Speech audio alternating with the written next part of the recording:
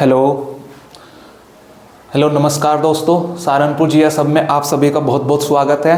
मैं आज मध्यकालीन भारत की जो हमारी वीडियो की सीरीज चल रही है उसमें मैं आज आपके सामने एक नई वीडियो लेके आया हूँ।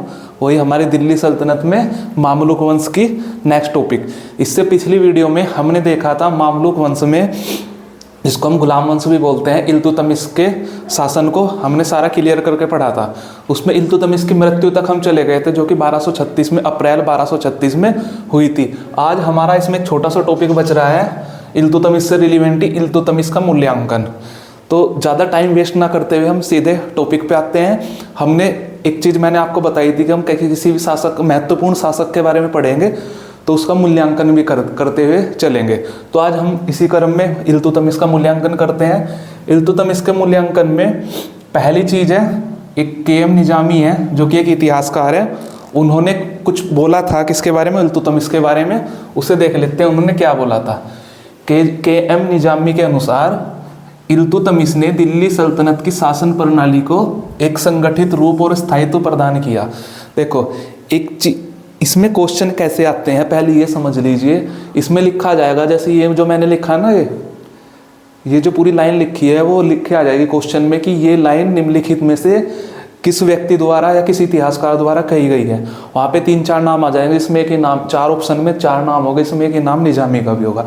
तो आपको टिक करना पड़ जाएगा उसमें। और क्वेश्चन आए हुए हैं ऐसे ही कि किसने इस लाइन को किस इतिहासकार या किस व्यक्ति ने बोला है। ठीक है, क्लियर। तो पहले इस तरह से इनको याद करना है, इसका मतलब समझ लेते हैं। इल्तुतमिश ने दिल्ली सल्तनत की शासन प्रणाली को एक संगठित रूप और स्थायित्व प्रदान दिया। मतलब दिल्ली सल्तनत को संगठित रूप में रखा, और स्थायित्व मतलब परमानेंट करके रखा। मतलब जिससे कोई स्थायित्व का मतलब होता है कोई भी चीज़ जल्दी से बिखर ना जाए। ठीक है, मतलब परमानेंट सेटल हो जाए एक तरह से। ये चीज़ मैं आपको पढ़ाते हुए भी बता चुका हूँ कि किस प्रकार उसने युद्ध, जब उसका हमने देखा था कि उसकी प्रारंभिक कठिनाइयाँ क्या थी, उसके बाद कुछ काम किए थे उसने। जैसे उसने इक्ता व्यवस्था लागू की थी, जिससे दूर दराज की भूमि डायरेक्ट सुल्तान के कंट्रोल में आ गई थी। उससे क्या हुआ, वही थी ये बात कि संगठित रूप मिला। ठीक है, मैंने बताया था कि उसने हश्वेकल्ब की स्थापना की थी, जो कि सेना में भर्ती को लेकर संबंधित था। ठीक है, ये सारी बातें हमारी हुई थी कि किस तरह उसने काम किया था। उसने सिक्के चलाए थे, 2 तरह के सिक्के चलाए थे। ठीक है, और अरबी पत्ती के पहली बार सिक्के उसी के द्वारा चलाए गए थे। इस तरह की बहुत सारी बातें हुई थी। वो सारी किस में आती है, इसी के अंदर में मैंने बताया था जो आपको। तो दूसरे इतिहासकार हैं आर.पी. त्रिपाठी। इनका मत था कि भारत में मुस्लिम संप्रभुता का वास्तविक श्रेय इल्तुतमिश से ही प्रारंभ होता है। पहला तो एक ही क्वेश्चन किस तरह से आएगा, तो क्वेश्चन ऐसे ही बनता है कि भारत में मुस्लिम संप्रभुता का वास्तविक श्रेय इल्तुतमिश से प्रारंभ होता है। ये कथन या ये विचार या ये मत किस इतिहासकार का है। क्लियर। इसका मतलब भारत में मुस्लिम संप्रभुता का वास्तविक श्री गणेश का मतलब होता है स्टार्टिंग। ठीक है, स्टार्टिंग किसने की, स्टार्टिंग इल्तुतमिश से प्रारंभ होती है। इसका मतलब है कि ये आर.पी. त्रिपाठी का मानना है कि जो इल्तुतमिश था उसी ने ही प्रथम बार भारत में मुस्लिम संप्रभुता का स्टार्टिंग किया। संप्रभुता का मतलब ये होता है कि वो राजा या कोई भी राज्य, उसकी संप्रभुता का मतलब ये होता है कि वो अपने डिसीजन, अच्छे या बुरे डिसीजन, अपने शासन को चलाने के लिए जो भी डिसीजन है वो बिना किसी बाहरी लोगों की इंटरफेयर के या बिना किसी बाहरी लोगों के मतलब छेड़खानी के या उनके प्रेशर में आके ना ले, इंडिपेंडेंटली अपने निर्णय ले सके अपने शासन को चलाने का, उसे ही बोलते हैं संप्रभुता। ठीक है, आपने देखा होगा कुतुबुद्दीन ऐबक पहले मलिक और सिपहसालार की उपाधि से शासन करता है। फिर वो 1208 में गुलामी से जब उसको मुक्त किया जाता है गयासुद्दीन अहमद द्वारा, जो कि गौरी का भतीजा था, उसके बाद वो इंडिपेंडेंट शासन चलाता है। यहाँ पे इल्तुतमिश ने क्या किया था, आपको याद होगा कि उसने 1229 में डायरेक्ट ही बगदाद के खलीफा अल-मुंतसिर बिल्ला से शासन की प्राप्ति ली थी। मतलब वो गजनी के कंट्रोल में ही नहीं रहा। इसलिए कहा जाता है कि संप्रभुता मतलब अपने शासन को चलाने के लिए किसी बाहर के लोगों का इंटरफेयर करे बिना, मतलब खुद इंडिपेंडेंट होकर इसने शासन को आगे बढ़ाया था। क्लियर। एक चीज़ ये लिखी है, ये बात कही थी, मैं बताता हूँ किसने कही थी, पहले इसको समझ लेते हैं। एक लाइन लिखी है, भारत अरब नहीं है, इसे दारुल इस्लाम में परिवर्तित करना व्यवहारिक रूप में संभव नहीं है। इसका मतलब क्या है, दारुल इस्लाम का मतलब होता है इस्लामिक राज्य में परिवर्तित कर देना, मतलब यहाँ के लोगों को इस्लामिक बना देना, इस्लामिक राज्य में परिवर्तित करना। ऐसे समझ लो इसको, मान लो जैसे भारत है, भारत में उस समय बौद्ध या हिंदू या जैन ही थे, तो इन सारों को मिला के मुस्लिम बना देना है, इस्लामिक धर्म में परिवर्तन कर देना, ये क्या कहता है दारुल इस्लाम। तो ये जो लाइन लिखी हुई है ये इल्तुतमिश ने खुद कही थी। इल्तुतमिश का अपना विचार क्या था, किसने कही थी ये? इल्तुतमिश ने। देखो क्वेश्चन आ सकता है, यही लाइन आ जाएगी कि ये लाइन किसकी कही हुई है, ठीक है। मध्यकालीन इतिहास में ये पूरी लाइन लिख देगा, फिर पूछ लेगा ये लाइन किसके द्वारा कही गई है। बहुत सारे इतिहासकार दे देगा, बीच में ही तीन ऑप्शन इतिहासकारों के दे देगा, एक ऑप्शन में रख देगा इल्तुतमिश। तो आपको पहचानना होगा कि किसने कही है। देखो इसका मतलब क्या है, भारत अरब नहीं है, इसे दारुल इस्लाम में परिवर्तन करना व्यवहारिक रूप में संभव नहीं है। इसका मतलब यह है कि अरब का मतलब बताया था ना, सऊदी अरब का क्षेत्र जहाँ से इस्लाम धर्म स्टार्ट हुआ था। इसका कहना था कि भारत अरब नहीं है, यहाँ पे इस्लाम धर्म को फैलाना व्यवहारिक रूप में संभव नहीं है। मतलब आपने लोगों को मार काट के जबरदस्ती कुछ लोगों को इस्लाम धर्म में परिवर्तित तो कर दिया, आपने यहाँ के राजाओं को हरा के राजपाट तो ले लिया, पर आप इसको पूर्ण रूप से इस्लामिक धर्म में नहीं कन्वर्ट कर सकते पूरे भारत को। क्योंकि भारत के लोग इतने भी हारे थे, मैं मानता हूँ, और आप भी समझते हो इस चीज़ को, भले ही हम हार गए पर हमने कभी भी घुटने नहीं टेके थे। हम लगातार अंग्रेजों के आने तक हम लड़ते रहे। कभी कोई राजा लड़ता रहा, कभी कोई राजा लड़ता रहा, जो हम पूरे इतिहास में पढ़ेंगे। हमने कभी भी एकदम से घुटने नहीं टेके, हमने हारने के बाद घुटने टेके, वो मजबूरी में। और वो भी सब लोगों ने धर्म परिवर्तन नहीं किया, बहुत सारे लोगों ने अपने आप को मरना पसंद किया। इसलिए इसका मानना था कि पूरे वर्ल्ड में हमें जो सबसे ज़्यादा, भले ही हारे हैं भारत वाले, और वो आपको पता है क्यों हारे हैं, क्योंकि संगठित नहीं थे।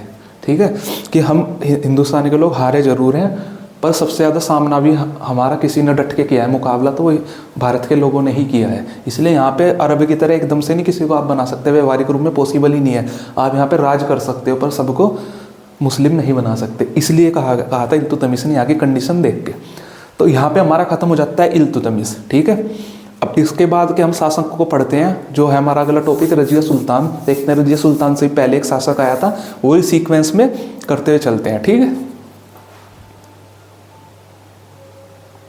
तो हमारा अब टॉपिक है रजिया सुल्तान। रजिया सुल्तान से पहले मैंने हमेशा की तरह राजाओं को, शासकों का क्रम बना दिया है, उसको देख के चलते हैं। हमने कुतुबुद्दीन ऐबक इसमें पढ़ लिया है, हमने आराम शाह पढ़ लिया, हमने इल्तुतमिश पढ़ लिया, यानी कि हम यहाँ तक आ चुके हैं। इसके बाद आज हमारा टॉपिक है रजिया सुल्तान, ये वाला। तो आप सोच रहे होंगे बीच में ये रुकनुद्दीन फिरोज शाह है, ये भी तो है, इसको भी हम रजिया सुल्तान में ही पढ़ते हैं, देखते हैं क्या होता है।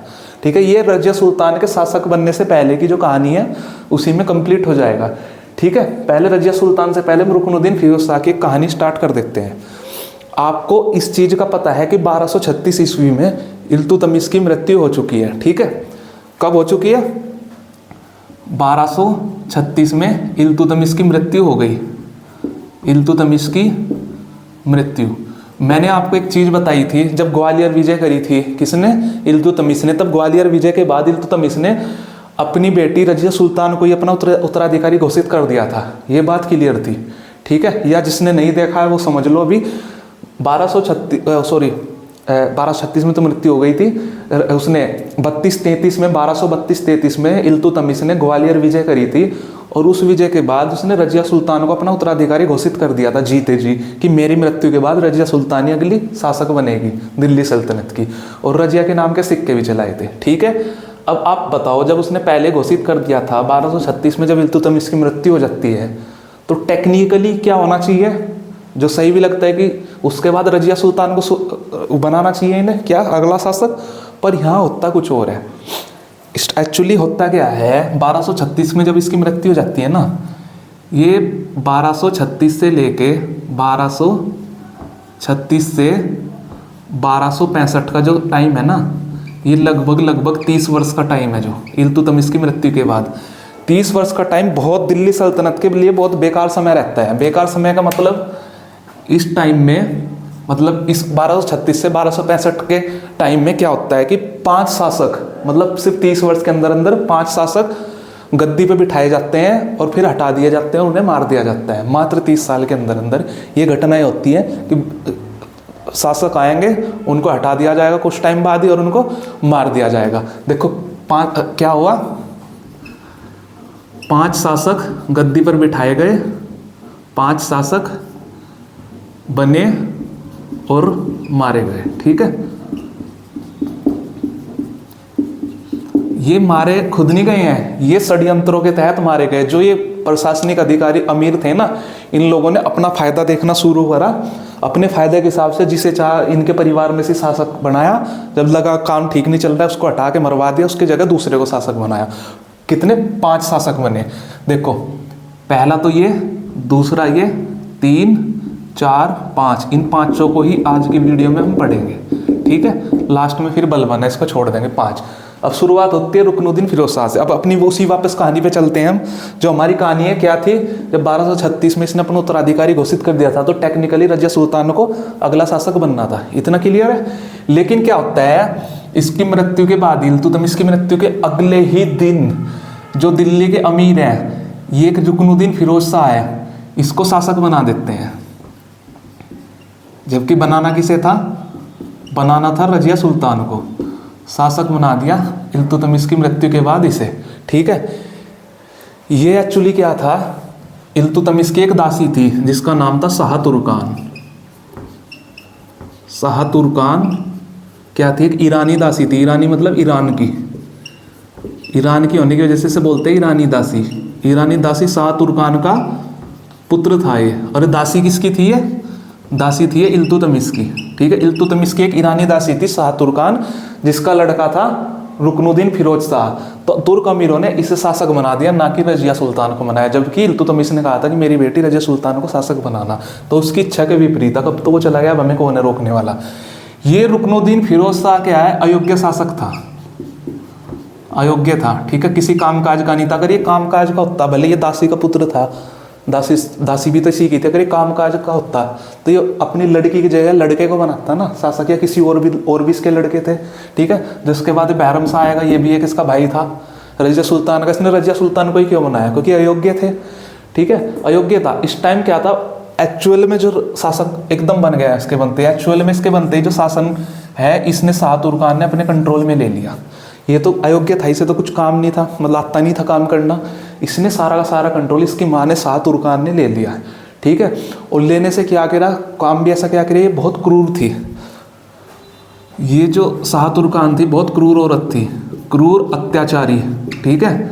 मतलब जिसके अंदर कुछ भी मानवता की बात नहीं होती, कुछ अच्छा बुरा नहीं समझती है, किसी की फीलिंग्स को नहीं समझती है, बस अपना फायदा देखती है। तो इसने क्या करा, पब्लिक को परेशान करना शुरू कर दिया, दिल्ली की जनता को परेशान करना शुरू कर दिया, बिना बात के लोगों को सजाएं देनी स्टार्ट कर दी। और साथ ही साथ इसने क्या देखा कि इसके जो और पुत्र, मतलब इसकी फैमिली है, किसकी, इल्तुतमिश की फैमिली का भी दमन करना स्टार्ट कर दिया। दमन का मतलब उन्हें कुचलना स्टार्ट कर दिया। इसने सोचा कि इनको सारों को ख़त्म कर दूंगी, फिर मेरे ही परिवार का राजा बनता रहेगा आगे, वही शासन का लालच, ठीक है, शासक बनने का लालच। तो ये प्रोग्राम कर देते स्टार्ट। इस टाइम पे यहाँ पे एक बात बताओ, जब अत्याचारी है तो जनता भी तो परेशान हो जाएगी। जनता सोचेगी कि इल्तुतमिश कितना अच्छा राजा था हमारा, और इल्तुतमिश के मरने के बाद ये कहाँ से आ गई, हमारी शासिका तो रजिया सुल्तान होनी थी। कि इल्तुतमिश ने, मैंने बताया, उसने शासन प्रशासन में अच्छा खासा काम किया था, अपने दिल्ली सल्तनत को मजबूत किया। ये परेशान हो गए, भाई ये तो बिना बात के हम पे, मतलब एक बेकार सरकार आ गई एक तरह से, ये तो हम पे पूरा अत्याचार कर रही है। तो दिल्ली की जनता भी परेशान। ये मौका मिल जाता है रजिया सुल्तान को कि इस टाइम दिल्ली की जनता भी परेशान है। तो रजिया सुल्तान एक दिन क्या करती है, इन सारे काम के बाद, शुक्रवार का दिन होता है, शुक्रवार का दिन था, जब शुक्रवार के दिन दिल्ली की जनता, मतलब पब्लिक नमाज पढ़ती है। आपको पता है ना, इस्लाम धर्म में शुक्रवार को नमाज पढ़ी जाती है, दोपहर की नमाज के बाद स्पेशल स्थान है उसका, शुक्रवार की नमाज का। उस पर नहीं हमें जाना, क्यों है कि नहीं, क्योंकि हमारे सिलेबस का पार्ट नहीं है। तो शुक्रवार का दिन है, उस दिन में नमाज के बाद ये लाल वस्त्र धारण करती है। कौन, रजिया सुल्तान लाल वस्त्र धारण कर दिल्ली की गलियों में निकलती है और दिल्ली की जनता से फरियाद करती है। अब बताता हूँ कि क्या होगा इसमें, पहले लिख लेते हैं इसको। दिल्ली की जनता से फरियाद करती है, फरियाद करती है। देखो इसने शुक्रवार का दिन क्यों पकड़ा, क्योंकि मस्जिद में जाएंगे लोग, और मस्जिद में मतलब एक जगह इकट्ठे होंगे आसपास की मस्जिदों में, और वहाँ से निकलेंगे। इसलिए ना मस्जिद के बाद मान लो अगर नॉर्मली गलियों में जाएगी, कम लोग मिलेंगे, लोग अपने काम पे जाए रहते हैं। शुक्रवार का दिन ही इसलिए पकड़ा ताकि उस दिन सब नमाज पढ़ने के लिए एकत्रित होते हैं, ज़्यादा से ज़्यादा लोग इसकी बात को सुनेंगे, इसलिए इसने इस शुक्रवार का दिन रखा। और इसने लाल वस्त्र धारण किया, मतलब लाल रंग के कपड़े पहनने। लाल रंग के कपड़े ही फरियाद का सूचक थे उस समय, मतलब फरियाद होता है कि रिक्वेस्ट करना, ठीक है। फरियाद के सूचक थे, लाल वस्त्र पहनते दिल्ली की गलियों में निकलती है और दिल्ली की जनता को डायरेक्ट दिल्ली की जनता से कांटेक्ट करती है और बोलती है कि आपके जो राजा थे इतने अच्छे, इल्तुतमिश, उन्होंने राजपाट इतना अच्छा चलाया था, आप लोगों को इतनी खुशियाँ दी थी, वो चले गए हैं, उन्होंने मुझे अगला राजा बनाया था, यानी कि अगला शासक मैं बननी थी तुम्हारी, मुझे बना के गए थे। लेकिन ये कौन आ गया है? रुकनुद्दीन फिरोज शाह, जो आपके साथ बहुत अन्याय कर रहा है। तो मैं आपसे फरियाद करती हूँ कि आप, क्योंकि शासन तो मुझे आप लोगों पे करना है कि आप लोग मेरे पिता की तरह, मेरे भी अंदर मेरे पिता वाले गुण हैं, और मैं भी अपने पिता की तरह शासन चलाऊंगी कि मैं आप लोगों से फरियाद करती हूँ कि आप लोग मुझे राजा बनाइए अगला, ठीक है। तो इस तरह से इमोशनली कार्ड खेलती है, तो लोग समझ जाते हैं, वो तो उल्टे परेशान, तो लगता है ये तो हमारे राजा की लड़की है, हमसे फरियाद कर रही है, हम इसको ही शासन अपना अगला राजा बनाएंगे। तो फिर दिल्ली के लोग क्या करते हैं, रुकनुद्दीन फिरोज शाह को तख्त से हटा देते हैं और अगली सुल्तान किसे बनाते हैं? रजिया सुल्तान को। तो रुकनुद्दीन फिरोज शाह का यहीं पे ख़त्म हो जाता है काम। तो अगला शासक कौन बनता है? रजिया सुल्तान। ये कहानी थी रजिया सुल्तान के बनने की, इसी में रुकनुद्दीन फिरोज शाह का भी काम ऐड हो जाता है, कुछ महीनों के लिए ही बनता है, ठीक है। बस ये याद रखना है, इसमें पहली बार शासक बनाने के लिए दिल्ली की जनता ने डायरेक्ट फैसला किया था, मतलब पब्लिक ने डायरेक्ट फैसला करके अपना राजा चुना था। नहीं तब तक तो कोई भी बन जाता था ना एक दूसरे को मार के, ठीक है। ये अपना उत्तराधिकारी घोषित कर दिया इसने। यहाँ पे पहली बार दिल्ली की जनता ने डिसीजन लिया था कि हमारा शासक अगला रजिया सुल्तान बनेगी। तो अब हम आते हैं अपने इस टॉपिक पे, रजिया सुल्तान पे।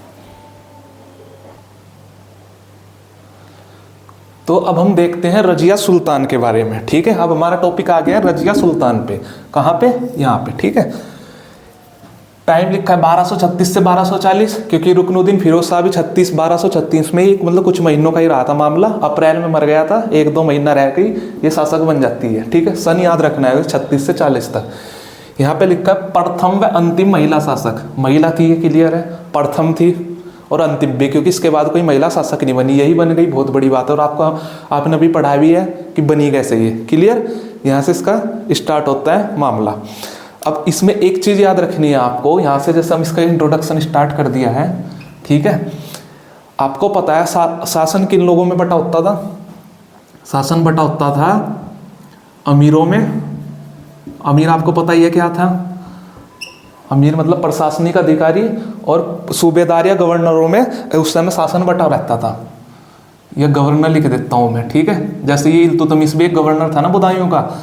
तो जो शासन अमीरों में और गवर्नरों में बटा हुआ होता था ना, अब राज्य का शासन, इसने रजिया सुल्तान ने पहला ही काम क्या किया बनते ही, जो प्रशासन को अमीरों और गवर्नरों में बांटने की बजाय अपने कंट्रोल में लिया। जैसे उसने तो सिर्फ भूमि कंट्रोल में ली थी, इसने शासन भी कंट्रोल में ले लिया। उसने तो इल्तुतमिश ने तो, इसके पिता ने टैक्स को कंट्रोल में लिया था, इसने शासन भी अपने कंट्रोल में ले लिया कि डायरेक्ट मैं देखूंगी शासन को, मतलब मुझे बीच में किसी पे विश्वास नहीं, मैं खुद कंट्रोल करूंगी अपने इसमें, मतलब सारी पावर अपने सेंटर में ले ली, अपने हाथ में इसने ले ली, ठीक है। तो इसने क्या किया, प्रशासन को अमीर या गवर्नर की जगह अपने कंट्रोल में लिया, अपने कंट्रोल में लिया, ठीक है। मतलब ना तो प्रशासन को अमीर देखेंगे ना गवर्नर देखेंगे, बस वो अपना काम करेंगे, जो ये बोलेगी वो काम करेंगे अपनी मन। इससे पहले क्या आगे भी लगभग क्या होता था, मतलब जिस स्टेट का अमीर या गवर्नर जिस स्टेट में लगा हुआ होता था, वो अपने हिसाब से शासन चलाता था, अच्छा या बुरा, बस उसका क्या काम था कि आपको जो भी आपका एक राजा है ना मेन सेंटर में, उसके अधीन रहना है, बस उसके अंडर में रहना है, चला अपने हिसाब से जो भी चलाना है, उसको टाइम टाइम पे टैक्स भेजता रहे, ठीक है। बट इसने क्या किया, इनसे हटाया कि बस जिस तरह मैं कहूँगी तुम उस तरह काम करोगे, अपने हिसाब से नहीं करोगे, इसलिए मैं डायरेक्ट अपने कंट्रोल में ले रही हूँ, ठीक है। दूसरा काम इसने क्या किया, इसने इस्लामिक परंपरा का त्याग किया। इस्लामिक परंपरा का मतलब ये था कि जैसे लड़कियां ना पर्दे में रहती थी, आज भी रहती हैं, ठीक है। मैं उस चीज़ पे नहीं जा रहा, किसी के धर्म पे उस पर नहीं मैं समझाने की ट्राई कर रहा हूँ। जैसे लड़कियाँ पर्दे में रहती थी, इसने क्या किया, अब ये सासी का बन गई है, तो राजा की तरह सास वो कर रही है। अब इसने क्या किया, इस्लामिक धर्म की परंपरा का उल्लंघन किया। कैसे किया आप देखते हैं, ये समझाई दिया इस्लामिक धर्म की परंपरा क्या मतलब क्या है। धर्म की परंपरा का उल्लंघन किया, कैसे किया अब ये देख लेते हैं इन शॉर्ट में। इसने जो पर्दे में रहती थी ना लड़कियां, वो वस्त्र त्याग दिए और डायरेक्ट इसने पुरुषों की भांति कपड़े पहनने स्टार्ट किए। अब इसे पता था अगर मैं से पर्दे में रहूंगी तो हो लिया काम, ये सारे अपने अंडर में ले लेंगे कंट्रोल में। अभी आपने देखा ही है, इससे पहले इसके भाई को कैसे बना के दिया गया था शासक, ठीक है। इसने पुरुषों की भांति वस्त्र पहनने स्टार्ट किए, वस्त्र पहने और डायरेक्ट दरबार में जाती थी। मतलब एक थी महिला पर पुरुष की तरह काम करने लगी, तभी तो भाई शासन संभाल पाएगी। दरबार में जाना प्रारंभ किया। इसे पता था अगर मैं दरबार में जाऊंगी और डायरेक्ट अपने कंट्रोल में लेना है, दरबार में भी जाना पड़ेगा और पुरुष की तरह ही मुझे काम करने पड़ेंगे, ऐसे पर्दे में रह के चीजें नहीं होंगी, ठीक है। ये काम किया। अब देखो इससे क्या हुआ, कौन कौन लोग इसके खिलाफ होंगे। जब प्रशासन को इसने अमीर और गवर्नरों से अपने कंट्रोल में लिया तो ये भी नाराज होंगे। इससे क्या हुआ, रिजल्ट क्या निकलता है, अमीर वर्ग, गवर्नरों का वर्ग, गवर्नर या सूबेदार कुछ भी मान सकते हो आप इसको, तो मैं लिख देता हूँ यहाँ पे, गवर्नर एक ही बात होती थी, या सूबेदार वर्ग इससे नाराज हुआ। समझ में आ गया, क्लियर। जब इस्लाम धर्म की परंपरा का उल्लंघन किया तो एक वर्ग और होगा, उलेमा वर्ग। उलेमा वर्ग, देखो उलेमा ऐसे जैसे हमारे हिंदू धर्म में ब्राह्मण होते हैं ना मंदिरों में, उलेमा वर्ग मतलब इस्लामिक परंपराओं को या जो इस्लामिक धर्म के जो अच्छी मतलब जो भी चीज़ें धार्मिक चीज़ें होती हैं उनका ज्ञान देना। मतलब जहाँ पे लोग कंफ्यूज होते थे, क्योंकि आम आदमी को इतना ज्ञान नहीं होता है धर्म का जितना एक स्पेसिफिक लोग को होता है।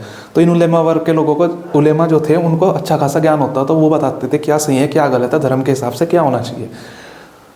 तो इसने धर्म का भी उल्लंघन किया, तो ये उलेमा वर्ग भी नाराज हो गए, इससे नाराज हो गए। यहाँ पे ये याद रखना है, ये पॉइंट क्लियर हो गया। सबसे पहले इसने क्या किया, प्रशासन को अमीरों में गवर्नरों में नहीं बांटा, इसने डायरेक्ट अपने कंट्रोल में लिया। दूसरा, इस्लामिक धर्म की परंपरा का उल्लंघन किया और महिला वाले वस्त्र त्याग के पुरुषों की भांति कपड़े पहनने और डायरेक्ट राज्यसभा में दरबार में आना स्टार्ट किया।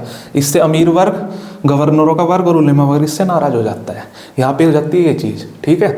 अब इसके बाद आता है, एक चीज़ याद रखना है, इसके समय में पीएम कौन था, महाजबुद्दीन इसका प्रधानमंत्री था, क्लियर। जैसे इल्तुतमिश के समय में कौन प्रधानमंत्री था, निजाम मुल्क जुनैदी, तो इसके टाइम में कौन था, महाजबुद्दीन। अब इसके टाइम पे विद्रोह होता है, एक जो प्रथम विद्रोह होता है ना, वो निजाम मुल्क जुनैदी ही करता है। ये वही जुनैदी है जो इल्तुतमिश का प्रधानमंत्री था, ये वही इसके बाप के टाइम पे प्रधानमंत्री था। जब ये आई तो ये विद्रोह कर देता है, ठीक है।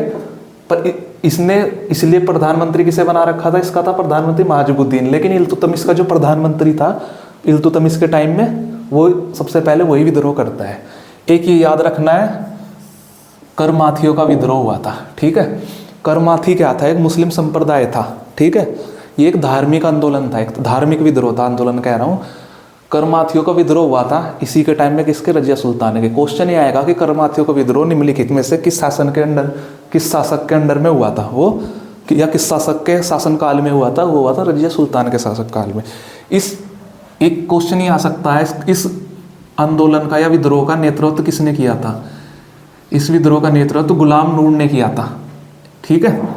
एक क्वेश्चन, दूसरा क्वेश्चन ये बनेगा कि ये किस प्रकार का विद्रोह था। ये एक धार्मिक विद्रोह था, धार्मिक विद्रोह। इसके कारणों पे नहीं जाना है, मेन क्वेश्चन यही बनते हैं, जितना जरूरी है उतना बना के चलते हैं। मतलब ये कोई शासन प्राप्त करने के लिए था, जैसे इसने निजाम मुल्क जो ने दिया, ज़्यादातर विद्रोह जो होते थे ऐसे होते थे कि अपने आप को कोई भी गवर्नर अपने आप को से एरिया का इंडिपेंडेंट बनाना चाहता था। लेकिन एक धार्मिक विद्रोह था, धर्म के लिए था। किसके टाइम में हुआ, रजिया सुल्तान के। इसका नेतृत्व किसने किया था, लीडरशिप किसने की थी, गुलाम नूर ने। ये दो चीज़ें याद रखनी है। एक ऐसी याद रख लेना, इस विद्रोह को निजामुद्दीन औलिया सूफी संत थे, उन्होंने सपोर्ट किया था। मतलब उन्होंने कहा था कि अच्छा है, मेरा समर्थन है इसे, ये याद रखना है, ठीक है। यहाँ पे ये चीज़ें हो जाती हैं। अब देखते हैं कुछ और चीज़ें। आगे कैसे बढ़ती है इसकी कहानी। ठीक है, इतना आई होप आपको समझ में आया होगा। यहाँ पे ना 3 नाम लिखे हैं, एतगीन, मलिक याकूब, अल्तूनिया। अब एक एक करके पढ़ते हैं क्या होता है। जब जैसे इसने शासन अपने अंडर में लिया ना, बहुत सारे काम किए, इन लोगों का नाम जरूरी है क्योंकि इससे शासन के घटनाक्रमों से रिलीवेंट होकर चलता है, क्वेश्चन यहीं से बनते हैं। ये एतगीन एक आदमी था, ठीक है, ठीक है। इसके शासन में ही इसको एक पद देती है, ठीक है, जिसका नाम है अमीर ए हाजिब। इसको ये अमीर ए हाजिब बनाती है, ठीक है। कौन? रजिया सुल्तान बनाती है। अब देखते हैं, अमीर ए हाजिब एक पद था, मतलब एक पोस्ट थी, इसके शासन में एक पोस्ट थी, ठीक है। अमीर ए हाजिब बनाती है। अमीर ए हाजिब था, होता क्या था ये समझ लेते हैं, ठीक है। मैंने बताया था, ज़्यादातर मैं बताने की ट्राई करूंगा जिससे आपको सीधा रटना ना पड़े कि अमीर ए हाजिब क्या है। अमीर ए हाजिब जो होता था, ये जो पोस्ट थी, इस पोस्ट पे रहने वाले लोग क्या करते थे, दरबारी समारोह जो होते थे या कामकाज होता था ना, जो दरबार का दरबारी समारोह का मतलब जैसे कोई कुछ भी बड़े बड़े काम होते थे दरबार में, कोई मेहमान आए हैं, वो समारोह, या जो दरबार का कामकाज होता था ना, जो डेली शासन प्रशासन के कामकाज कहाँ होंगे, दरबार में। तो उस दरबारी समारोह कामकाज की देख रेख जो करता था ना, जो अरेंजमेंट करता था इस चीज़ के, एक आदमी छोड़ रखा था इस चीज़ का अरेंजमेंट देखने के लिए, वो अमीर हाजिब ही करता था। तो एतगीन को रजिया सुल्तान ने अमीर हाजिब बनाया था अपना, ठीक है। ये क्लियर है, सीधा आ जाएगा कि रजिया सुल्तान के समय में अमीर हाजिब कौन था या एतगीन किस पद पे था। क्लियर। अब आगे बताऊंगा ये करता भी क्या क्या है। एक आता है मलिक याकूब, ये बहुत फेमस नाम है, थोड़ा सा इसको नीचे बना लेंगे बाद में। ये मलिक याकूब था क्या, पहले तो ये जान लो। अबिसीनियाई था ये, अफ्रीकी क्षेत्र का। अबिसीनियाई इसका मूल था। अबिसीनियाई हबसी था ये, अबिसीनियाई हबसी, ठीक है। हबसी, हबसी क्या होता है पहले तो ये जान लो। अबिसीनियाई मतलब यूरोप अफ्रीका महाद्वीप के क्षेत्र का अबिसीनियाई हबसी था ये, ठीक है। अबिसीनियाई कहाँ का? अफ्रीका, अफ्रीका महाद्वीप है ना, इथोपिया के आसपास का एरिया, ठीक है। हबसी वहाँ की एक मूल जाति है, हबसी होती है मूल जाति, ठीक है। हबसी मूल जाति है, मूल जाति का नाम है। वो लोग होते हैं, आपने मूवी में भी देखा होगा, जो मतलब जो बहुत लंबे धड़ंगे चौड़े चौड़े और काले काले होते हैं, जैसे वेस्ट इंडीज के प्लेयर आपने देखा है, लंबे चौड़े होते थे, ठीक है। यही अबिसीनियाई हबसी कहा जाता था इन्हें, ठीक है। खूब लंबे धड़ंगे होते थे, लड़ाई वड़ाई में खूब आगे रहते थे। क्लियर है। जैसे आपने क्रिकेट में वेस्ट इंडीज की टीम में देखे ना, ऐसे समझ लो, ठीक है। ये इसकी मूल जाति थी, वो इसका बेसिक इंट्रोडक्शन। इसको भी इसने कुछ बनाया था, ठीक है। इसको रजिया सुल्तान ने अमीर आखूर बनाया था, अमीर आखूर। अब आप एक बात सोच रहे होंगे, ठीक है बनाया, ऐसे तो बहुत सारे लोगों को बनाया होगा, पर हम देख क्यों रहे हैं, क्यों बनते हैं इनसे क्वेश्चन, बताऊंगा मैं, पहले इनका इंट्रोडक्शन जान लो। अब आगे जब कहानी बढ़ेगी, इन 3 किरदारों का महत्वपूर्ण रोल होगा, तो इसलिए आपको पहले इनके बारे में पता होना चाहिए कि क्या क्या थे, ठीक है, तभी सब चीज़ें समझ में आएंगी। इसे अमीर आखूर बनाया था, अमीर आखूर। अब इसी तरह हम देखते हैं अमीर आखूर का मतलब क्या था। अमीर आखूर का मतलब था अस्तबल का प्रभारी। अस्तबल जानते हो ना, जहाँ घोड़े बनते हैं, अस्तबल का प्रभारी। प्रभारी का मतलब ये हेड था अस्तबलों का, जितने भी अस्तबल थे, मतलब घोड़ों का हेड यही था। घोड़े वोड़े देखना, भाई घोड़े होते थे उस टाइम पे, पता ही आपको, राजा महाराजा घोड़ों पे सवारी करते थे, अस्तबल का प्रभारी था ये। अब इसके चीज़ एक ये देख लो कि रजिया सुल्तान की भी शादी नहीं हुई है। रजिया सुल्तान खूब सुंदर महिला थी, ठीक है, ठीक है, रानी राजकुमारी की तरह थी, ठीक है। ये जो मलिक याकूब है, अस्तबल का प्रभारी था। आपको एक चीज़ पता होगी, दरबार में कुछ लोग ना, चाहे जैसे यहाँ पे तो फीमेल है, मतलब लड़की है जो शासन को संभाल रही है, जहाँ राजा भी होते हैं ना, या आज के टाइम में भी आपने हर जगह देखा होगा, कुछ लोग ना चाटुकार टाइप के होते हैं। चाटुकार टाइप का मतलब वो चमचे जिसे बोल देते हैं आज की भाषा में, चमचे, कि वो हर चीज़ को हाँ जी ना जी पीछे पीछे दो मिलाते हुए चलते हैं, ताकि जिससे किसी भी बड़े व्यक्ति जिसके वे चाटुकार हैं, जिसके भी चमचे हैं, जैसे राजा के चमचे हैं, जिससे वो राजा के पीछे दो मिलाते फिरते हैं, जिससे राजा उन्हें क्या करता रहे, अपने शरण में रखता रहे, और जिससे ग्रोथ करते रहे, कि राजा के प्रिय बने रहे, ठीक है। तो ये मलिक याकूब था, इसने भी देख लिया भाई सारी शक्ति तो इसके अंडर में है, तो ये चाटुकार कारक का काम करता था। चाटुकारी कैसा करता था, तो ये कहा जाता है कि अस्तबल का प्रभावी था। जब रजिया सुल्तान मतलब घोड़े पे बैठने के लिए आती थी ना, आपको पता है घोड़े की हाइट अच्छी खासी होती है, तो जब घोड़े पे चढ़ने के लिए, इसको चढ़ाने के लिए अपने हाथ ऐसे कर देता था, मतलब पैर रखते होते ना जैसे उस पर, वो क्या बना रहता है मुझे नहीं पता है, जैसे ये घोड़ा है, घोड़े पे बैठने के लिए ऐसे इस पे पैर रख के आगे चढ़ते थे, तो ये अपने हाथों को ऐसे कर लेता था कि जो राजकुमारी है अपने पैर को इसके हाथों पे रखती थी, फिर ऐसे हाथों पे रख के ऊपर चढ़ाता था, मतलब इतना तगड़ा चाटुकार था ये, ठीक है। तो इसके बारे में ये अफवाहें ये भी उठती हैं कि कहा जाता है कि मलिक याकूब और रजिया सुल्तान का चक्कर भी चल रहा था, मतलब अफेयर चल रहा था। वो चीज़ इतिहासकार नहीं मानते हैं, ना इसका कोई प्रूफ है वैलिड कि चक्कर चल रहा था नहीं चल रहा था। कहीं सुनी बातों पर विश्वास नहीं किया जाता पढ़ाई के मामले में। यहाँ पे चलती बात फैक्ट से, किसी कहीं से किसी बुक से या किसी इतिहासकार ने बताया हो तो मानते, बट कहा जाता है, बट सच्चाई नहीं है इसमें, मतलब इसके फैक्ट नहीं है, कुछ भी था या नहीं था, पर इतना जान लेना ये इस तरह से था, ठीक है। अब एक तीसरा आदमी था, फिर कहानी हमारी तभी आगे बढ़ेगी। उसका नाम था अल्तुनिया। अल्तुनिया, यहाँ तक मुझे उम्मीद है आपको सब समझ में आ रहा होगा। अल्तुनिया जो था, इसको रजिया सुल्तान ने भटिंडा का इक्तदार बनाया था। भटिंडा का इक्तदार, अब देखते हैं इक्तदार क्या होता है। भटिंडा आपको पता है कहाँ है? आज का जो पंजाब है ना, भटिंडा शहर है बहुत अच्छा, ठीक है। इक्तदार मैंने आपको बताया ही था इल्तुतमिश के समय में। इक्ता का मतलब क्या है? इक्ता अरबी भाषा का शब्द है जिसका मतलब है भूमि। देखो इक्ता क्या होता था, मतलब जैसे भटिंडा का इक्तदार बना दिया, जो बड़ा एरिया होता था जैसे वहाँ गवर्नर सूबेदार लगते थे ना, छोटे एरिया में क्या होता था, क्योंकि भटिंडा तो शहर है, अब पूरा राज्य तो है नहीं, तो भटिंडा की जो इक्ता था, इक्ता का मतलब भूमि, उस इक्ता को संभालने वाला एक अधिकारी होगा, उसे ही इक्तदार कहा जाता था, ठीक है। इक्ता मतलब भूमि, दार मतलब उसे देखने वाला, तो इसने से भटिंडा का इक्तदार बनाया था। अब देखते हैं कहानी कैसे आगे चलती है। यहाँ पे हमने इनका बेसिक इंट्रोडक्शन ले लिया, ठीक है, क्लियर ये चीज़ें। अब आप कहानी देखते हैं कि हमने इन तीनों के बारे में क्यों बताया, कैसे कैसे चीज़ें आगे बढ़ेंगी। होता क्या है, ये जो अल्तुनिया है भटिंडा का इक्तदार, ये भटिंडा में ना विद्रोह कर देता है। पहले कहानी को समझ लो, फिर एक वो करके कोई चार्ट बना के मैं समझा दूंगा, ठीक है। यहीं से पहले समझ लेते हैं, आपको थोड़ा सा नोट्स बनाने में भी ईजी रहेगा। ये जो अल्तुनिया है भटिंडा में विद्रोह कर देता है, तो अब विद्रोह के टाइम पे क्या होता है, रजिया सुल्तान क्या करती है, इस विद्रोह को, भाई राजा है दबाने तो जाएगी, राजकुमारी है, इसी के अंडर में सब कुछ, तो ये दिल्ली से चलती है भटिंडा की तरफ कि मैं जाके विद्रोह दबाऊंगी। इस टाइम क्या है, जैसे ये भटिंडा पहुंचती है, अल्तुनिया रजिया सुल्तान को पकड़ लेता है और उसको गिरफ्तार कर लेता है, अपनी कैद में कर लेता है, ठीक है। ये साल का सारा षड्यंत्र रचा जा रहा था, समझना, रजिया सुल्तान को हटाने के लिए। तो उठा के भटिंडा में गिरफ्तार कर लेता है। इधर क्या हुआ, दिल्ली खाली हो जाती है। अब देखो क्या होगा, दिल्ली में जो ये एतगीन है ना, जिसे अमीर हाजिब बनाया था, ये एतगीन क्या करता है, दरबार दुर्बुर इसी के कंट्रोल में था। एक तरह से रजिया सुल्तान के अब्सेंस में यही सब कुछ करता धरता था, दरबार को देखता था। तो ये एतगीन क्या करता है, सबसे पहले मलिक याकूब, भाई दिल्ली में सबसे प्रिय कौन है, इसका भले ही चाटुकार है, अस्तबल का प्रभारी, सारी कहानी बताइए, इस मलिक याकूब की हत्या कर देता है। भाई जैसे, क्योंकि प्लान इनका यही था रजिया सुल्तान को हटाना है, इसलिए इसने जान पूछ के अल्तुनिया ने भटिंडा में क्या किया, विद्रोह किया कि भाई रानी यहाँ पे आएगी, राजकुमारी यहाँ पे आएगी विद्रोह को दबाने के लिए, क्योंकि अगर ये डायरेक्ट दिल्ली पे हमला करेगा तो प्रॉब्लम में आ जाएगी, वहाँ सेना ज़्यादा है। तो यहाँ पे इसे बांधने से बुलाता है और उसे पकड़ के गिरफ्तार कर लेता है। अपने एरिया में सब मजबूत होते हैं, गिरफ्तार कर लिया तो दिल्ली होगी खाली इस टाइम पे। तो अब दिल्ली का सबसे प्रिय जो है इसका रजिया सुल्तान का, उसको निपटाया जाता है, जो जो इसके स्ट्रॉन्ग पॉइंट है।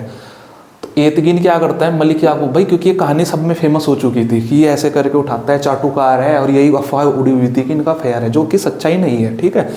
तो इसे उठा के मलिक याकूब को सबसे क्लोज कोई खत्म कर देता है। इधर इसने इसे गिरफ्तार कर लिया, इसका ये भी खत्म कर दिया, जो इसको सबसे क्लोज था, ठीक है, जो प्रॉब्लम कर सकता था पीरियड रजिया सुल्तान ने गिरफ्तार होने के बाद।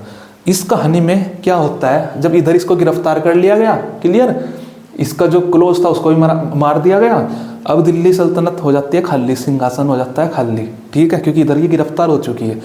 तो जो दिल्ली के जो तुर्क, यही ये लोग अमीर हाजिब और उसके भी आसपास के अमीर लोग मिलके, इसका एक भाई था बहरम शाह, उसको उठा के गद्दी पे बिठा देते हैं। मैंने वही बात कही थी ना, इसके बाद 36 से 65 तक 1 2 3 4 5 सुल्तान बिठाए जाएंगे, पहला बिठा के हटा दिया गया है, मार दिया गया।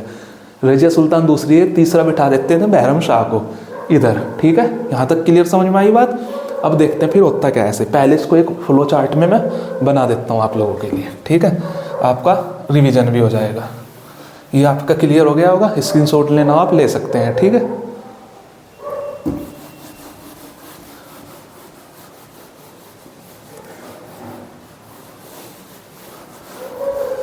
देखो अब मैं इसको एक फ्लो चार्ट में बता देता हूँ, जिससे आपको समझने में इजी रहेगा और भी ज़्यादा रिवीजन भी है कहीं हो जाएगा। अभी तो मैंने कहानी की तरह बता दिया, अब आप इसको नोट्स के फॉर्म में बना सकते हैं। अल्तुनिया क्या करता है, भटिंडा में विद्रोह करेगा, भटिंडा में करता है विद्रोह। ठीक है, इसका रिजल्ट क्या निकलता है, सीधी सी बात है, रजिया सुल्तान कहाँ जाएगी, भटिंडा। रजिया सुल्तान भटिंडा जाती है विद्रोह दबाने, जाती है विद्रोह दबाने के लिए। ठीक है, विद्रोह दबाने के लिए क्या होता है, रजिया सुल्तान को अल्तुनिया कर लेता है गिरफ्तार। रजिया लिख रहा हूँ मैं यहाँ पे, रजिया को अल्तुनिया गिरफ्तार कर लेता है, अल्तुनिया द्वारा गिरफ्तार कर लिया जाता है, गिरफ्तार। इससे आगे क्या होता है, इधर रजिया को अल्तुनिया गिरफ्तार कर लेता है, एतगीन दिल्ली में मलिक याकूब की हत्या कर देता है, मलिक याकूब की हत्या। यहां से लिख लो इसको एतगीन द्वारा, ये ज़्यादा सही रहेगा। एतगीन द्वारा, इंट्रोडक्शन आपको पहले हो ही चुका है। एतगीन कौन कौन थे, एतगीन द्वारा दिल्ली मलिक याकूब की हत्या। देखो अगर मैं आपको डायरेक्ट बता देता यही चीज़, इतनी कहानी ना बताता एतगीन कौन था, मलिक याकूब कौन था, तो आपको ना वो रटने वाली बात थी। अब कहानी आपको भी समझ में आ रही है। एतगीन दरबार का प्रमुख था, वो मौके का फायदा देखता है। सबसे क्लोज कौन था इसके, मलिक याकूब। जब आपको मलिक याकूब के बारे में ही ना पता होता तो आप बस रटते ही कि उसने उसको मार दिया, उसने उसको। अब आपको एक कहानी की तरह की स्टोरी मिल गई है। ठीक है, एतगीन द्वारा दिल्ली में मलिक याकूब की हत्या। अब दिल्ली होगी है खाली, अब लिख रहा हूँ मैं, देखो कितना ईजी रहेगा आपको। एतगीन प्लस अमीर, अमीरों द्वारा, एतगीन तो इसमें सारे में करता धरता ही, अमीरों द्वारा दिल्ली में रजिया के भाई, कौन है एक भाई है, बहरम शाह। रजिया के भाई बहरम शाह को, बहरम शाह या बहरम शाह कुछ भी लिखा हो सकता है, वहाँ एक ही मतलब है। बहरम शाह को अगला शासक बनाना, अगला शासक बनाया। यहाँ तक क्लियर है कहानी, अगला शासक बना दिया। ठीक है, यही जो मैंने कहानी बताई थी एक नोट्स की फॉर्म में आपके सामने रख दी है। अब देखो कहानी अभी यहाँ पे ख़त्म नहीं है। अभी रजिया सुल्तान सिर्फ क्या हुई है, गिरफ्तार हुई है, अभी ख़त्म थोड़ी ही ना हुई है। अब देखो रजिया सुल्तान भी, दिमाग तो बहुत था रजिया सुल्तान में भी। रजिया सुल्तान ना माइंड गेम खेलती है। आपको पता है रजिया सुल्तान को कहाँ पे लिखा है गिरफ्तार, रजिया सुल्तान को अल्तुनिया द्वारा गिरफ्तार कर लिया जाता है। अब रजिया सुल्तान ऐसी स्थिति में वो देखते जो मेरा क्लोज था, कौन, मलिक याकूब, वो मर चुका, मतलब मेरा अब कोई अपना नहीं रहा है जो जिसके साथ मैं खड़ी होकर दोबारा पावरफुल हो सकूं। तो ये दिमाग देख से खेलते कि अब मैं मतलब एक तरह से चाल खेलने की ट्राई करती है। ये क्या करती है, अल्तुनिया को ऑफर देती है कि एक काम करो, आपने मुझे गिरफ्तार तो कर दिया, कि मुझे गिरफ्तार करने से मिला क्या तुम्हें, तुम तो आज भी भटिंडा के इख्तेदारी हो, शासक तो मेरे भाई को बना दिया गया, तुम थोड़े ना राजा बने हो, कि तुम ना मेरे से शादी कर लो। दिमाग से खेल देगा, मेरे से शादी कर लो, फिर तुम और मैं एक हो जाते हैं और फिर दिल्ली पे जाके अपना राज्य वापस लेते हैं, कि जनता भी हमें सपोर्ट करेगी, क्योंकि मैं ऑलरेडी रानी हूँ, राजकुमारी हूँ उनकी, शासका तो मैं ही हूँ, तुमसे मैं शादी कर ले तो तुम राजा बन जाना, दोनों मिल के शासन संभालेंगे, तुम इख्तेदार से राजा बनो। तो भैया अब देखो अल्तुनिया के दिमाग में बात फिट बैठती है, क्योंकि राजकुमारी सुंदर भी है और अच्छी खासी है, बात इसे लगती है कि भाई लोग भी हमारा सपोर्ट करेंगे और मैं इख्तेदार से राजा भी बन जाऊंगा। अब इसको ऐसे समझ लो, रजिया एक आईएएस ऑफिसर है, आईएएस ऑफिसर, और ये अल्तुनिया है पीसीएस। अल्तुनिया क्या है? पीसीएस। अब नॉर्मल सी बात है, अगर कोई आईएएस ऑफिसर किसी, और वो भी लड़की हो, और पीसीएस ऑफिसर लड़के को ऑफर करे, प्रपोज करे, तो पागल ही होगा, कोई मना करेगा? तो उसे तो भाई दोनों हाथ में अपने लड्डू दिखते हैं कि एक तो मेरे इतनी सुंदर राजकुमारी भी मिल रही है जो ऑलरेडी सासी का, और ऊपर से मैं राजा बन जाऊंगा, तो वह डील डन कर लेता है। तो ये दोनों कर लेते हैं आपस में शादी, और शादी करने के बाद ये वापस अपना, देखा दिमाग से खेल गए, क्लियर। शादी करने के बाद ये वापस अपना राजा बनने की इच्छा में वापस लेने के लिए भटिंडा से चलते हैं दिल्ली की ओर। भटिंडा से दिल्ली की ओर जाने में रास्ते में पड़ता है कैथल जगह। कैथल डिस्ट्रिक्ट है हरियाणा में। तो कैथल में कहा जाता है कि कुछ डाकुओं ने इन पे हमला कर दिया और रजिया सुल्तान और इसे अल्तुनिया को मार दिया गया। यहाँ पे रजिया सुल्तानी की कहानी हो जाती है ख़त्म। कहा जाता है कि इतिहास में लिखा है कि डाकुओं ने, पर कुछ इतिहासकार हैं या ऐसा भी मानना जाता है कि वो डाकुओं ने नहीं मारी थी। इधर एतकीनी यही जो अमीर लोग थे, इन्हें पता चला था कि उन्होंने शादी कर लिया और वैसे से इधर आ रहे हैं, उन्होंने अपनी फौज भेज के डाकुओं के बेस में इसके मरवा दिया था कि इसको भी ख़त्म करवा दो। ठीक है, अब इसी को यहाँ पे हम आगे बढ़ा देते हैं। अगला शासक इन्होंने इधर बनाया। ठीक है, इधर कहानी बनती है रजिया व इतने लिखने की जरूरत नहीं है कि तुम शासक का लालच में आके मैंने समझा ही दिया, वो कहानी की तरह आपको समझना है। रजिया व अल्तुनिया है वो, सॉरी यकीन नहीं है, रजिया व अल्तुनिया विवाह कर लेते हैं आपस में, विवाह कर लेते हैं, जिससे रिजल्ट क्या होता है? फिर से सत्ता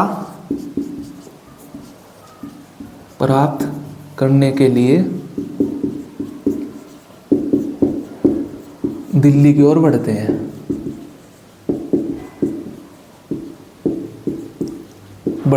लेकिन होता क्या है, 1240 का टाइम आ गया है अब। कैथल, रास्ते में ही कैथल कहाँ पड़ता है? हरियाणा में। कैथल में डाकुओं द्वारा हमला, डाकुओं द्वारा रजिया की हत्या, रजिया की हत्या। अब देखो रजिया की हत्या तो यहाँ पे बात आ चुकी है, क्लियर। मामला 1240 में आ गया, रजिया सुल्तान की मौत हो चुकी है। यहाँ पे रजिया सुल्तान का भी किस्सा खत्म हो गया है। अब बहरम शाह शासक बन चुका है। ठीक है, आज हम जाएंगे नासिरुद्दीन महमूद तक। यहाँ पे आपका क्लियर हो गया है। ठीक है, तो हम देखते हैं बहरम शाह, नासिरुद्दीन महमूद नहीं, नासिरुद्दीन महमूद से पहले मसूद शाह तक जाने की ट्राई करेंगे। यहीं पे हम आगे बढ़ जाते हैं, जो हमारा बहरम शाह और मसूद शाह, क्योंकि इनके बारे में थोड़ा थोड़ा ही है। देखो अब हमारा अगला कौन है? बहरम शाह। मैंने बता दिया है, इनकी मृत्यु के बाद बहरम शाह को शासक बना दिया जाता है, जो रजिया सुल्तान का एक भाई था। ये कब तक शासन कर रहा है? 1240 से 42 तक। ये सिर्फ 2 ही साल शासन करता है। इसके बारे में पहली चीज़ तो ये देख लो, इसका पूरा नाम क्या था? इसका पूरा नाम था, ज़्यादा जरूरी नहीं है, मतलब 2 ही फैक्ट है इसके बारे में याद करने की, इतना बड़ा काम नहीं रहा इसके टाइम में। मुइजुद्दीन बहरम शाह इसका पूरा नाम था, बहरम शाह, क्लियर। पहला तो इसका पूरा नाम आ सकता है और सीक्वेंस में आ सकता है कि किसके बाद, मतलब रजिया सुल्तान के बाद कौन शासक बना। दूसरा, इसके 2 साल के टाइम में ना, लगभग 2 साल का, 3 का बैठता है, मतलब 2.5 साल के टाइम में, 2.5 या 2 साल के आसपास इसने सिर्फ एक काम किया। इसने अपने शासन में ना नायब का पद जोड़ा था, नायब का पद ऐड किया था, नायब का पद शुरू किया। बस ये याद रखना, क्वेश्चन आ सकता है दिल्ली सल्तनत में नायब का पद किस शासन के काल में स्टार्ट हुआ था। ठीक है, एक तो क्वेश्चन आएगा कि नायब का पद किसके शासन में स्टार्ट हुआ था, एक आएगा कि नायब का पद किनके द्वारा खत्म किया गया था। अब वो आगे पढ़ेंगे धीरे धीरे। नायब का पद किसके शासन काल में शुरू हुआ? गुलाम वंश में बहरम शाह के द्वारा। ठीक है, नायब का पद, नायब क्या होता था? जैसे प्रधानमंत्री होता है ना, राजा के बाद प्रधानमंत्री मेन है, तो जब से नायब का पद आया तो प्रधानमंत्री की जगह ये नायब का मतलब ये होता है वजीर, वजीर भी से कह सकते हो आप। ठीक है, वैसे नायब के नाम से आएगा। तो प्रधान और राजा के बाद सबसे इम्पोर्टेंट जो पद हो गया था वो नायब का हो गया था, ये क्लियर होता है। अब क्या होता है, जैसे 42 हो जाता है ना, मैंने आपको क्या बात बताई थी, 36 से इल्तुतमिश की मृत्यु से 65 के बीच में अमीरों ने अपनी महत्वाकांक्षा में अपना फायदा को देखते हुए 5 शासक बदले, 1 2 3 4 5, और अपने हिसाब से उन्हें हटाते रहे, मारते रहे, हटाते रहे, हटाया, मार दिया और दूसरा शासक बना दिया। तो इसे 2 साल लगते हैं। देखो रजिया सुल्तान को भी तो षड्यंत्र की तरह ही पकड़ा था, ये भी ज़्यादा टाइम नहीं लगता है, 2 साल लगता है। अपना काम किया, लगा कि अब काम का नहीं है, इसको हटा देते हैं, मार देते हैं। फिर अगला शासक बना दिया जाता है अमीरों द्वारा, अलाउद्दीन मसूद शाह, 1242 से 46 तक। देखो ये बन रहा है, ये कर रहा है शासक 2 वर्ष के लिए, ये शासन करेगा लगभग 4 वर्ष, लगभग में चल रही है सारी चीजें, 4 वर्ष, ठीक है। ये कितने वर्ष कर रहा है, 4 वर्ष, कुछ भी गैप नहीं है बीच में, ठीक है। एक एक करके तारा 1242 में खत्म, 1242 से 1246 तक। इसके टाइम में ये याद रखना है, ये भी 4 साल लगता है सिर्फ। एक बलबन आया था, वही बलबन जो आगे राजा भी बनेगा। बलबन नाम का एक अमीर था, अमीर जो था शासन में बहुत शक्तिशाली हो गया था। अब आगे देखना, वो इतना शक्तिशाली हो गया था कि वो अगला जो शासक है ना नासिरुद्दीन अहमदी से हटा के उसे भी यही बनाता है, और फिर उसे हटा के फिर खुद भी बन जाता है, इतना ताकतवर हो चुका था,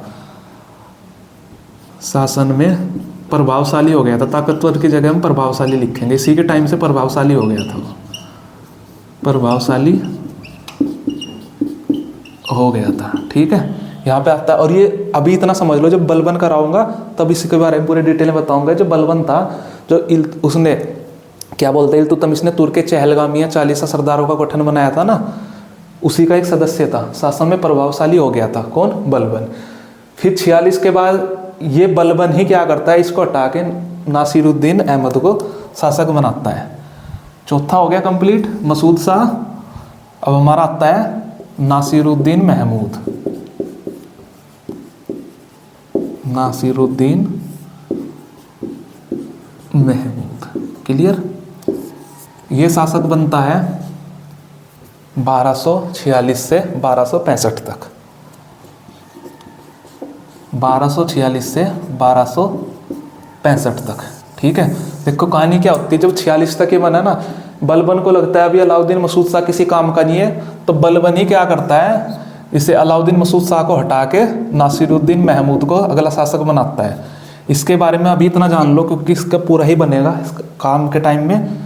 ये क्या था, इल्तुतमिश का पोता था, इल्तुतमिश का पौत्र। आज हमने सिर्फ बात की नासिरुद्दीन की, हम बात नहीं कर रहे, अभी इसके बारे में बात होगी। आज हमने यहाँ तक का अपना कंप्लीट कर दिया है। अब अगली वीडियो में हम देखेंगे रजिया सुल्तान का भी, क्योंकि उसने अच्छे काम किए थे, तो रजिया सुल्तान का मूल्यांकन, उसके बाद हम नासिरुद्दीन महमूद की बात करेंगे, ठीक है। यहाँ पे हमारा अगला टॉपिक खत्म हो जाएगा, उसके बाद फिर हम बलबन का स्टार्ट करेंगे, ठीक है।